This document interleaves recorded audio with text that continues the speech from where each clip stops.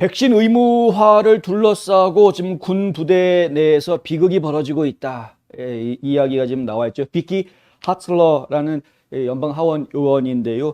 비키 하틀러 의원이 뉴스맥스하고 오늘 인터뷰를 했습니다. 웨이크업 아메리카에 출연을 해서 그런 이야기를 했습니다. 이 병사들 중에서 많은 사람들이 군 생활에서 물러날 것을 결정을 할 것이다 라고 이제 이 하원 의원은 이야기를 하고 있고요. 그것은 그들의 마음을 아프게 하고 있다. 그들이 이렇게 이제 병사들만 마음이 아픈 게 아니죠. 이 병사들의 가족들 같은 경우도 그러면 새로운 생계거리를 찾아야 되는 상황이 되는 것이기 때문에 상당히 좀 힘들 수밖에 없습니다. 그러니까 백신 접종을 맞느니 차라리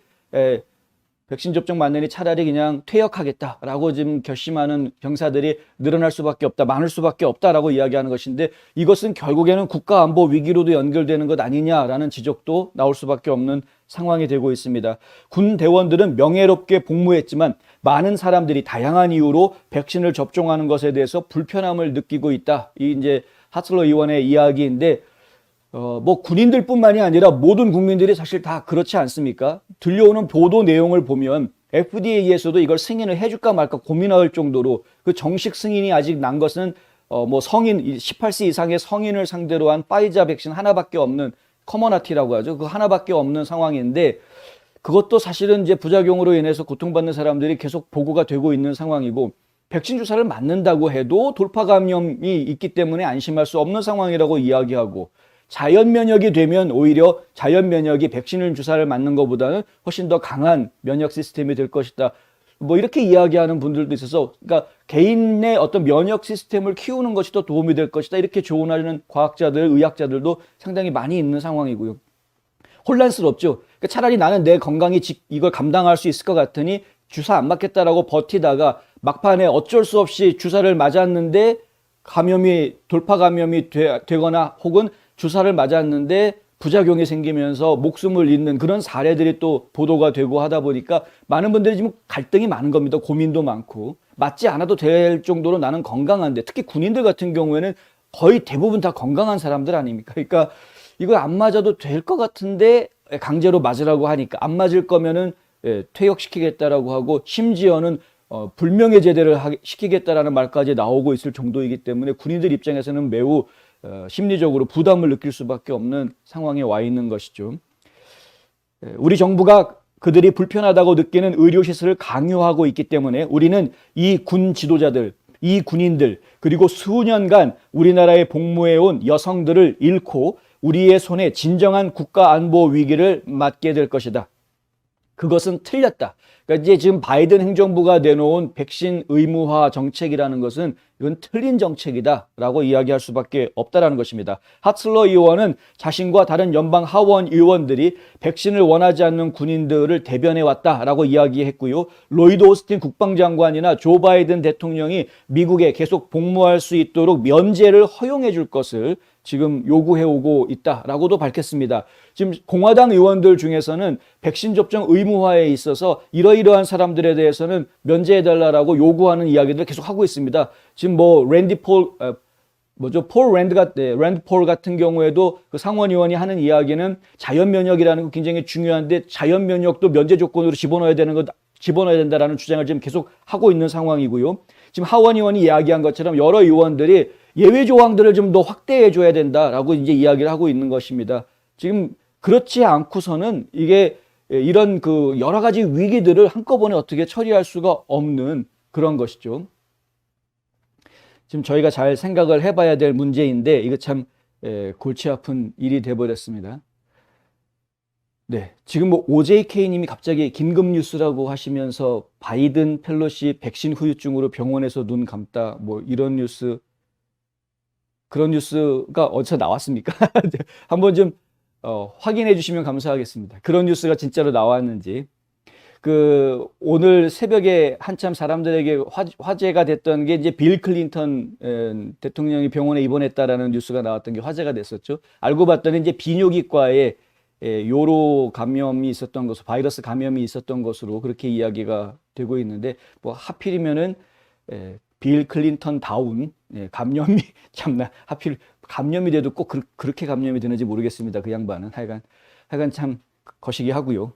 어쨌든 계속 보도를 해드리자면 이 하틀러 의원은 군 당국이 종교 면제에 대한 그 발언들 이런 것들을 좀 존중해 주기를 바란다라는 이야기를 좀 했는데요. 티모시 브로글리오라는 대주교, 캐톨릭의 대주교가 지난 화요일 날 이런 성명을 냈다고 합니다. 종교적 이유로 백신을 거부한 신도들을 나는 지지하겠다. 이렇게 발표를 했다는 것이죠. 기본적으로 이제 바티칸에서 내놓은 지침은, 그리고 이 대주교 회의에서 나왔던, 주교 회의에서 나왔던 결론은 백신 접종을 용인한다. 예. 그 뭐 도덕적으로 용인될 수 있는 것이다라고 백신 접종을 장려하는 쪽으로 이야기가 됐다라고 합니다. 하지만 그럼에도 불구하고 브로글리오라는 이 대주교는 카톨릭 신자들이 혹시 백신을 거부한다고 하더라도 그들을 지지하겠다. 왜냐하면 양심의 자유가 백신 접종보다 우선되어야 하기 때문에 그렇다라는 겁니다. 나는 그것이 옳지 않다라고 생각하고 그것을 안 해도 된다라고 생각하는데 나라에서 억지로 하라고 하니까 어쩔 수 없이 억지로 해야 되는 것. 이것은 내 양심의 자유를 누르고 지금 권력에 굴복하는 모습이 될 수밖에 없는 것이죠. 결국에는 양심의 자유가 이런 백신 접종보다는 훨씬 더 위에 있는 것 아니냐. 그래서 브로글리오 대주교는 백신 접종 거부한다고 하더라도 우리 신자들 나는 지지하겠다. 이제 이렇게 성명을 냈단 말이죠. 지금 하틀러 하원 의원이 하는 이야기가 바로 이제 이겁니다. 브로글리오 대주교가 이야기했던 것처럼 그것을 지금 바이든 행정부에서도 존중을 좀 해달라. 바이든 당신도 천주교인 아니냐 이제 이런 이야기입니다. 그러면서 지금 이제 종교적인 이유, 종교 면제에 좀 더 확대 적용 이런 것들이 좀 필요할 수 있다라는 것이죠. 근데 이제 문제는 뭐냐면 이렇게 종교적인 이유를 적용을 해서 저는 이러이러한 난 종교적인 이유 때문에 백신을 맞지 않겠다라고 이야기하려고 하면 그 사유서를 제출을 해야 되는데 반드시 본인이 출석하고 있는 교회나 성당의 목회자들을 만나서 이 상담을 하고 그 상담에 동의를 얻은 결과를 가져와야 됩니다. 이 서류를 만들어 가지고 와야 되는 이런 절차가 들어가게 되는 것이죠. 근데 이게 굉장히 불편하다라는 겁니다. 이 본인 입장에서는 생각해 보십시오. 이게 저는 이제 만약에 제가 군인인데 그 군대에 있는 군목이 있죠. 이제 목사님한테 가가지고 나는 지금 이제 이러해서 백신 맞고 싶지 않은데 목사님이 좀 이거 해달라. 근데 그 백신을 맞지 않고 싶은 이유가 뭐냐라고 목사님 물어볼 것 아닙니까? 그러면 그거에 대해서 이야기를 할 때 뭐라고 이야기를 하겠습니까? 예? 솔직하게 이야기할 수밖에 없을 텐데 그 솔직한 이유들을 이야기하다 보면은 그것이 종교적인 이유보다는 다른 이유가 더 많다라고 이야기될 수 있는 것 아닙니까? 예를 들어서 하나님이 나한테 계시를 주셔가지고 갑자기 천사가 내 앞에 나타나서 백신을 맞지 말거라 뭐 이런 식으로 이야기를 계시를 줬다. 그러면은 그런 계시를 받았습니다. 뭐 이래서 안 맞는다. 그러면 종교적인 이유가 될지도 모르겠으나 근데 그냥 뭐 이거 아직 검증도 안 된 거고 아직 뭐 지금 뭐 불안하고 믿을 수도 없고 나는 자연 면역 상태라고 이미 내 안에 항체가 있는 것 같은데 굳이 난 건강해서 이겨낼 수 있을 것 같은데 이런 식의 이야기를 하면은 목사님의 양심에는 그거를 종교적인 이유로 이 사람이 거부한다라고 서명을 해줄 수가 없게 되지 않습니까? 이게 이제 불편한 이유가 되는 겁니다. 결국에는 종교적인 이유를 확장해 줬으면 좋겠는데 이게 상당히 어려운 그런 상황이 될 것이다. 이게 이제 하틀러 의원이 오늘 방송에서 지적한 내용입니다. 한편 연방노동부가 어제 발표한 일자리 수에 보면은 팬데믹이 발생한 지 벌써 1년 반이라는 시간이 지났음에도 불구하고 아직까지 일자리 수가 팬데믹 전으로 회복되려면 멀었다. 430만 개의 일자리가 아직도 부족하다. 저희가 예전에 그래프 보여드렸던 거 기억나시나요? 그러면 일자리가 한 3월 그때 갑자기 훅 떨어지죠. 1000만 개 넘는 일자리가 사라져버립니다. 지금 집에다 재택근무하라고 그러고 없애버렸으니까. 그런데 이게 이제 점점 트럼프 대통령 때 이제 급속하게 다시 회복이 됐다가 그러다가 이제 선거철에 약간 주춤하다가 바이든이 대통령이 되고 난 다음에는 이제 서서히 올라가는 모습을 보였었는데 그나마 최근에 한 2달 정도는 거의 뭐 이 일자리가 늘어나는 숫자가 상당히 완만한 경사를 만들어내는 상당히 완만해지는 모습을 보이고 있습니다. 결국에는 지금 월스트리트 저널에서 어떻게 이야기를 하고 있냐면 430만 명의 차이, 지금 팬데믹이 터지기 전에 일자리 숫자하고 현재의 미국의 일자리 숫자를 비교하면 430만 개의 일자리 숫자가 차이가 나는데 이 430만 명 근로자들이 실종됐다. 월스트리트저널이 그렇게 제목을 달아서 보도를 했습니다. 노동력 부족은 미국 경제의 고질적인 문제로 이제 고착화되어 가고 있다. 노동력을 재편상하고 서비스를 재창조하고 자동화에 투자함으로써 기업들이 적응하도록 자극하고 있다. 이게 노동력 부족이 지금 미국 경제에 지금 끼치고 있는 영향이다. 이렇게 기사를 써놓았습니다. OJK님 후원금 정말 감사하고요. 김은주님 환영합니다. 뉴퍼 화이팅 어서 오십시오. 네, 은주님 감사합니다. 그 월스트리트저널에서 하고 있는 이야기는 뭐냐면 어쩌면은 이제 앞으로 트럼프 대통령 시절과 같이 그렇게 많은 일자리가 있던 시대로 돌아가는 것이 영 불가능할지도 모르겠다라는 이야기까지 하고 있습니다.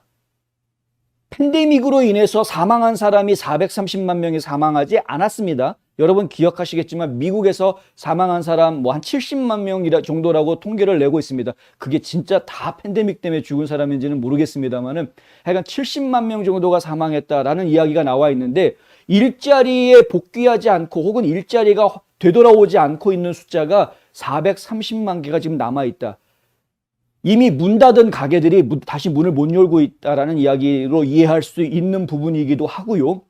과거에는 일을 했으나 지금은 일하지 않는 노동자가 430만 명이나 된다라고 이해할 수 있는 부분이기도 합니다. 여러 가지 이유가 있겠죠. 뭐 육아 비용을 정부에서 충분하게 지원해 주기 때문에 굳이 일터에 나오지 않아도 먹고 사는데 문제가 없어서 안 나온다라든가 뭐 여러 가지 이유가 뭐 있을 수 있겠습니다만은 기본적으로 지금 월스트리트저널이 지적하고 있는 부분은 이것이 회복이 불가능한 것 같다라는 이야기입니다.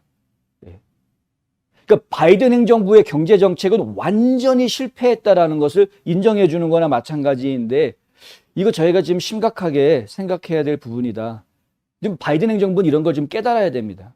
근데 지금 일자리가 모자라서 이렇게 부족한 것도 난리인데 그런데 거기에다가 지금 군인들이 스스로 다 군인들까지도 지금 알아서 퇴역하게끔 만드는 이런 조치들. 도대체 왜 이렇게까지 백신을 강제로 맞히려고 하느냐?